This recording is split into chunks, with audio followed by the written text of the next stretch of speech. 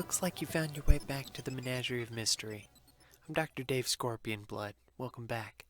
When's the last time you felt trapped in a situation? Maybe it was a job or a relationship. I'd like to tell you a story of someone who was stuck in her circumstances and what she did to pull herself loose. I call it Molar.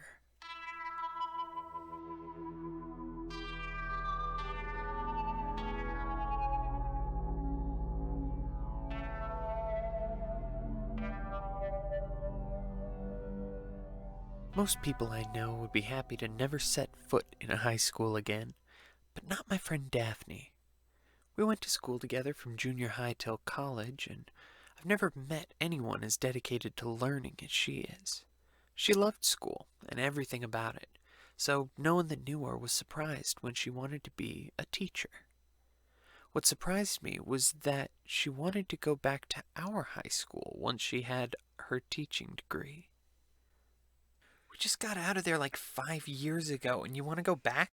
Yes, I liked our school, and the community is nice.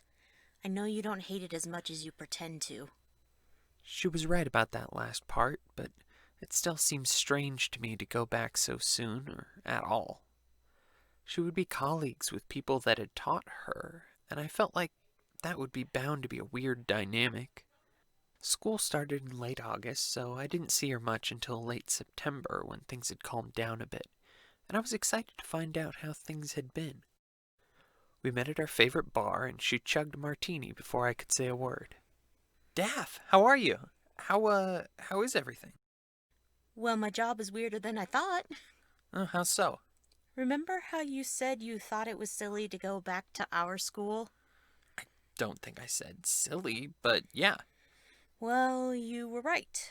Working with the teachers isn't bad. It's actually kind of cool to get to know them from a completely different perspective. But the students, it's weird. What do you mean? You remember Sarah Green? Sarah Green had gone to school with us, one grade our junior. She'd been loud and demanding of attention and pretty hard to miss. Yeah. Well, her little brother Trevor is in my class, and he's just as annoying. And Sarah told him she and I had trig together that one year, so now Trevor thinks we're friends, and I don't know how to tell him to back off. Boy, just teacher things, huh? Oh, shut up. She put her head on my shoulder and whined, and we changed the subject until later. After 2 more martinis, she brought it around again. Do you think I should quit? No, you love teaching. Not quit teaching, just quit this school. Oh. In that case, maybe. Not forever, but maybe work somewhere else for like 5 years. Just enough for everyone to age out, you know? Yeah. When we parted ways that night, I was sure it was all just talk. No matter what happened, she did love the school district, and she said she was making friends with the other teachers already.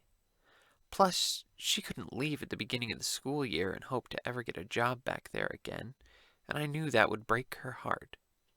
So I figured we'd meet up again during fall break, and she'd be full of news and more settled. I wish I hadn't encouraged her the way I had. We did meet up mid-October of that year, but it wasn't the way I expected. She looked more miserable, not less, and she was nearly on the verge of tears. Micah, I'm going to apply somewhere else. What? Why? It's just too weird, and I don't know how to handle it. Trevor keeps hitting on me, and it doesn't matter how many boundaries I put in place, he ignores them. The principal thinks it might be better if I leave for a while, like you said. Just until siblings of the people I knew aren't there anymore. He thinks this is too much for a first-year teacher to juggle. Well, I think this sounds like an open and shut case of harassment being allowed by your workplace. Maybe, but I don't want to do anything about that. The principal knows the dean of a private school like 10 minutes away, and he put in a good word. So if all goes well, I'll start there after winter break when a teacher goes on maternity leave. So she did just that. Within 2 months, she was settled at St. Apollonia's School for the Gifted. I had never heard of Saint Apollonia, and I thought the word gifted had gone out of vogue, but my friend seemed happy with it, and that was all I needed from the place.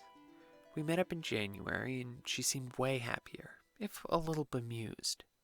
Micah, you never had braces, right? Nope. Why?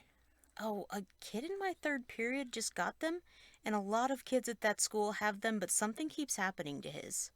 His mom has had to take him back to the orthodontist 5 times this school year, and she asked that we keep an eye on him to see what he's doing to them, but I don't know what he could be doing. Bending the wires, maybe?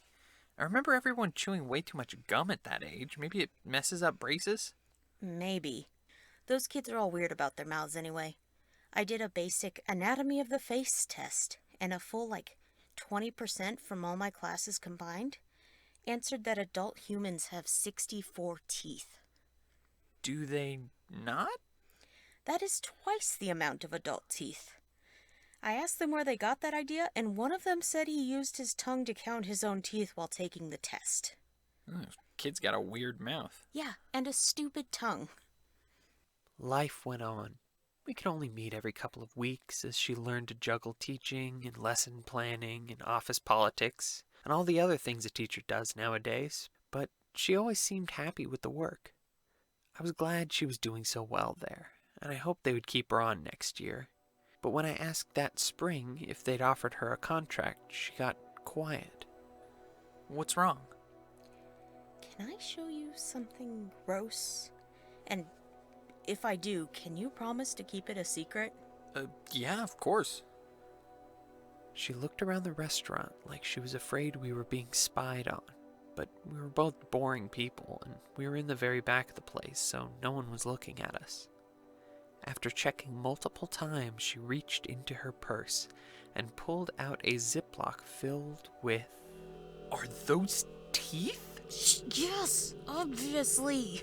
The bag was one of those small snack-sized bags, but it was still unsettling to see it stuffed full of human teeth. They were all sizes and shapes, and I could see that some had cavities and some had cracks, and a few of them still had gum and blood stuck to the root. If they weren't real human teeth, then they were some of the best fakes I'd ever seen. Why do you have teeth? The kids keep leaving them in my room. As a threat? No, they fall out while they're studying, or they spit one out while they're writing something on the board, or one gets handed in the fold of their homework. This is every tooth I have found in the past month. What are you going to do with them? I don't know. I thought about reporting some of it to CPS, but none of them have any other signs that something is going on at home. I've been watching for fights and haven't seen any, and the weirdest part is I mentioned it to Miss Baker, the principal, and she didn't seem interested at all. So I've just got kids dropping teeth, so I started collecting them in case someone ever came by asking about it. That is really gross. I know. What do the kids say about it? They told me they're just growing new ones. One even showed me his gums, and there was something poking through there. Well, that happens, right? Kids get new teeth, right? Yeah, at 10. I mostly have 14, 15, and 16-year-olds, so growing new teeth should not be happening now. She put the bag of teeth away, and we tried to change the subject, but I admit when our food came, neither of us was able to eat much. I tried to put the bag out of my head for the rest of the month. It was weird, but there was nothing I could do about it, and I still wasn't quite sure how weird it was. I don't know much about kids, and I was pretty sure wisdom teeth were still growing at that age, so I told myself that that was all there was to it. Until Daphne sent me a text one morning, way too late for a teacher to be still up. You gotta come to my work tomorrow. My lunch is at 1. Come get me for lunch. Will they even let me on campus? Private school, things are different. Just get a pass from the main office. My classroom is at the end of the hallway, straight down from the office. 1 p.m. That wasn't like Daphne, not at all.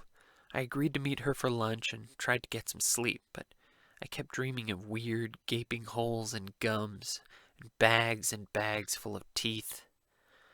I woke up still mostly asleep, and it was already 12:20.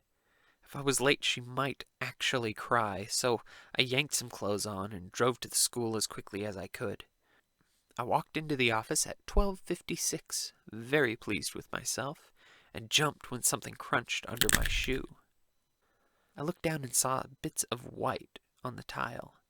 Styrofoam? Maybe, I thought. It was hard to tell against the floor.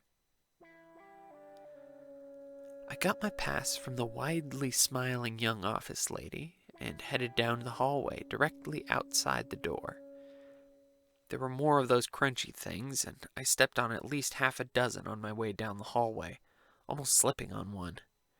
I saw Daphne step outside one of the classrooms, and I raised my hand and walked a little faster, just to fall for real the next time I hit one of those crunchy things. I landed on my back, hard, felt more jab into my neck and under my knee. Daphne ran to my side to help me sit up. This time I reached down to pick up what I'd slipped on before looking at my friend, horrified.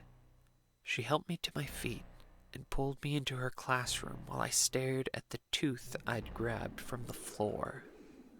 I know. They've had to start sweeping them up every evening. This is just today's output.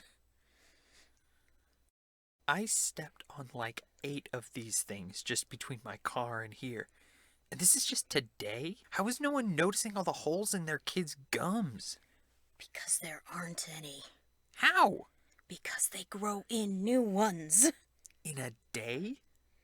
Yes. Want to know something worse? I guess. She reached into her own mouth, fished around, and pulled one of her own out, still raw at the roots. We stared at each other, and then she dropped the tooth in the garbage can casually, where it made a rattle I chose not to investigate. We did end up leaving, but we didn't go to lunch. Instead, we went to her place, and I helped write a polite letter of resignation that somehow didn't mention the litter of teeth that filled the school. She's at a third one now, a normal public school, and she says fights and drugs are a huge relief after all that was happening at St. Apollonius, and I believe it.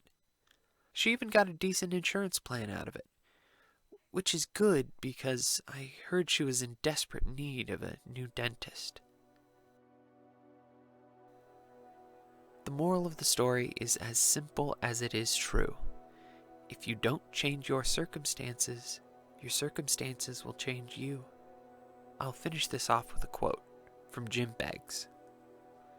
Before you frown, make absolutely sure there are no smiles available.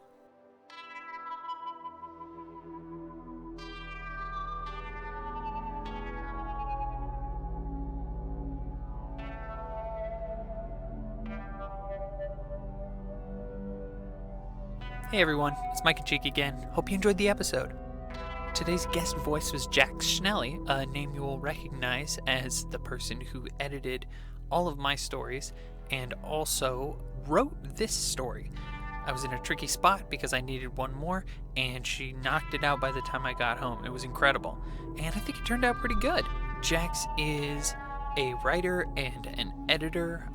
You can find her work in Enter the Apocalypse by Tanstaffel Press, among other places. And also, you've heard it a million times, you can find her at JL_Schnelle. That's at JL_SCHNELLE. And the music for this episode and the editing for this episode was done by me, Micah Cheek. Stick around for the next episode. It's going to be a good one. Bye.